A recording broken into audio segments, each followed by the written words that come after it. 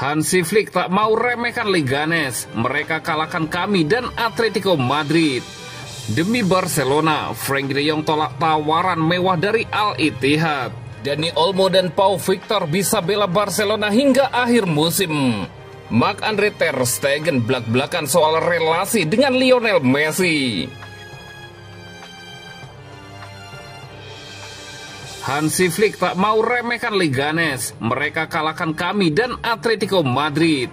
Pelatih Barcelona, Hansi Flick tak mau meremehkan lawan mereka selanjutnya di La Liga Leganes. Apalagi Leganes berhasil mengalahkan mereka pada pertemuan pertama di Montjuic. Barca akan melawan Leganes pada pekan ke-31 La Liga pada hari Minggu 13 April 2025. Leganes yang saat ini berada di zona degradasi dan karena itu di atas kertas Barca bisa menang dengan mudah. Namun Flick mengingatkan bahwa pasukan pelatih Borjan Giménez berhasil mengalahkan Barca pada pertemuan pertama 0-1 di Montjuic dan juga bisa mengalahkan Atletico Madrid Januari lalu. Jika melihat hasil yang mereka dapatkan saat mengalahkan kami dan Atletico Madrid, mereka bermain sangat ketat, ucap Hansi Flick. Mereka bertahan dengan sangat baik dan mereka juga tahu cara menyerang dengan dalam. Kami harus sangat fokus karena kami berada di posisi pertama dan mereka berjuang untuk degradasi. Sebelum setiap pertandingan, kami menganggap bahwa pertandingan berikutnya adalah yang terpenting.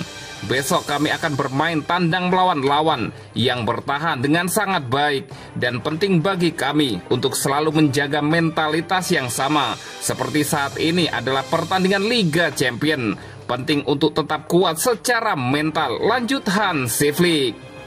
Laga ini berada di antara dua leg perempat final Liga Champion melawan Borussia Dortmund. Flick ditanya apakah dirinya berniat melakukan rotasi. Sebagai pelatih, saya tidak mengkonfirmasi apapun. Anda harus ingat bahwa Anda harus melakukan perubahan karena ada banyak pertandingan. Penting untuk memberi pemain waktu istirahat dari waktu ke waktu, ucap Hansi Flick. Itu sangat penting. Sebuah tim bukan tentang 11 pemain inti, tetapi tentang 26 pemain yang kami miliki. Kunci dari semuanya adalah bahwa kami adalah sebuah tim dan siapapun yang bisa bermain dapat berkontribusi. Setiap orang tahu apa yang harus mereka lakukan, Hansi Flick melanjutkan.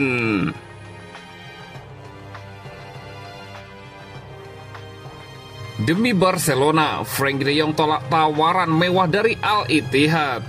Frenkie de Jong dikabarkan telah menolak tawaran mewah yang diberikan oleh Al-Ittihad dan siap menandatangani kontrak baru di Barcelona. Setelah sempat santer dikaitkan akan hengkang, Frenkie de Jong kini menunjukkan sinyal kuat untuk bertahan di Barcelona. Gelandang asal Belanda berusia 27 tahun itu sedang dalam proses negosiasi kontrak baru, menandakan keinginannya untuk melanjutkan kerjasama dengan klub Katalan. 6 bulan lalu, masa depan Frenkie de Jong di Camp Nou terlihat suram. Dibeli dengan harga 83 juta euro, ia sempat mendapat sorakan dari fans sendiri karena kesulitan pulih dari cedera dan performanya tak kunjung stabil. Kontraknya yang akan habis pada 2026 tak menunjukkan tanda-tanda perpanjangan. Bahkan Barcelona dikabarkan telah menarik tawaran kontrak sebelumnya. Direktur olahraga Deco kala itu diyakini siap melepasnya.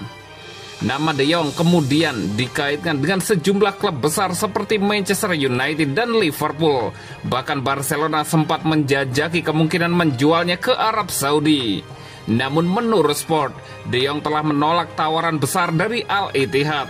Langkah itu menunjukkan komitmennya untuk tetap bersaing di level tertinggi Eropa. Menariknya, sekretaris teknis Al-Ittihad, Ramon Planes, yang pernah bekerja di Barcelona, baru-baru ini berhasil merekrut Unai Hernandez dari La Masia. Namun pendekatannya pada De Jong tak membuahkan hasil.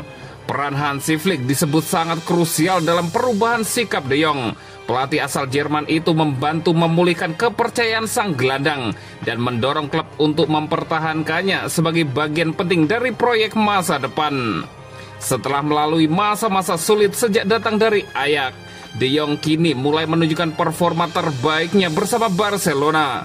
Di bawah arahan Flick musim ini, ia tampil lebih dominan dan kembali menjadi motor permainan di lini tengah Blaugrana.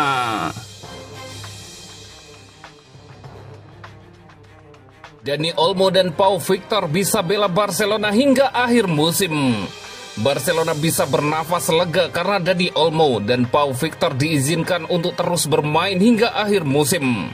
Pengadilan administratif memang telah menolak putusan darurat yang diminta oleh La Liga yang bertujuan untuk menangguhkan sementara keputusan Dewan Olahraga Tinggi Spanyol atau CSD untuk memberikan lisensi kepada kedua pemain tersebut hingga kontrak mereka masing-masing berakhir. Minggu lalu, CSD telah memutuskan bahwa komite gabungan antara La Liga dan Federasi Sepak Bola Spanyol atau RFEF tidak memiliki wewenang untuk menolak pendaftaran Dani Olmo dan Pau Victor.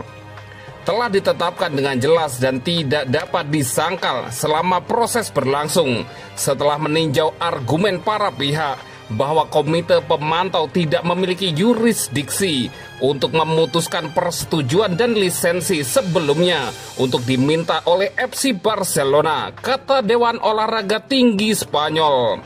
La Liga yang dipimpin oleh Presiden Javier Tebas sangat tidak setuju dan membawa masalah ini ke pengadilan perdata dengan alasan, "Kami yakin keputusan CSD sangat melanggar kerangka regulasi mengenai kontrol ekonomi dan pemrosesan lisensi olahraga, merusak kepentingan umum kompetisi, dan membahayakan integritasnya dengan melanggar prinsip kesetaraan antar klub," kata Javier Tebas. Meski Presiden La Liga Javier Tebas mengerahkan segala upaya dan membawa masalah ini ke pengadilan perdata, putusan tersebut bertentangan dengan kepentingan mereka karena menolak banding darurat. Kini Barcelona, Olmo dan Victor, dan CSD akan berkesempatan untuk mengajukan kasus mereka menyusul pengaduan hukum La Liga. Langkah selanjutnya adalah pengadilan memutuskan putusan standar. Semua tanda menunjukkan bahwa para pemain akan mempertahankan lisensi mereka dan bahwa perselisihan tidak akan terselesaikan hingga putusan hukum penuh dibuat. Sebuah proses yang diperkirakan akan memakan waktu beberapa bulan.